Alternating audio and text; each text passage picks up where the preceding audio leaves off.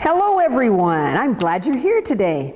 Today I'm going to show you something that you might not believe. I brought a $5 bill with me today, and I brought 2 paper clips that Heather lent me. And you might not believe this, but I am going to make these 2 paper clips hook together. Just watch. I'm going to fold up the $5 bill like this. I'm going to hook the paper clip onto the $5 bill like this. And then I'm going to take this paper clip, I will hook that to the $5 bill and put them together. They're not hooked together, they're just slid onto the $5 bill. But watch what happens when I pull this open. Can you see that? The 2 paper clips, they're hooked together. That's cool, hey? I know you probably didn't believe I could do it, but seeing is believing, and now you've seen it and you can believe it. Sometimes we have to see something before we can actually believe it, right? And it was like that for some people in the Bible too. On the evening of the first Sunday after Jesus had been crucified, his disciples were together in a locked room. They were afraid of the people who had crucified Jesus.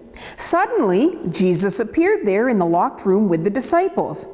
That was hard for them to believe, but they actually saw him, and they knew it was him because Jesus showed them the wounds in his hands and in his side, and so they knew that it was actually him in the room with them.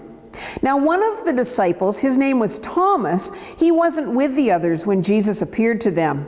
And when they told Thomas, he just couldn't believe it. I mean, how could he? He saw Jesus get crucified, he saw him be buried. How could he be alive? Thomas said, "Unless I see the wound in his side and can put my finger in the holes where the nails were put into his hands, I just can't believe it." A week later, the disciples were in that locked room again, but this time Thomas was with them. Again, Jesus came and stood among the disciples, and Jesus said to Thomas, "Put your finger here. See my hands. Reach out your hand and put it into my side. Stop doubting and believe." Thomas fell on his knees and he answered Jesus, "My Lord and my God." Right then and there, he believed because he could see it, what was happening. Jesus said to him, "Because you have seen me, you believe. Blessed are those who have not seen and yet still believe." You and I have never seen Jesus with our own eyes. Let's talk to God and ask him to help us believe without seeing.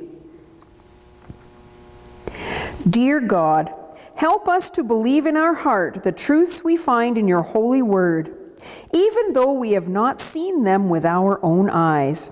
In Jesus' name, amen. Thank you so much for being with me for the story today. I hope you check out the email for some printable activities to go with this story, and I hope you have a great week. Bye!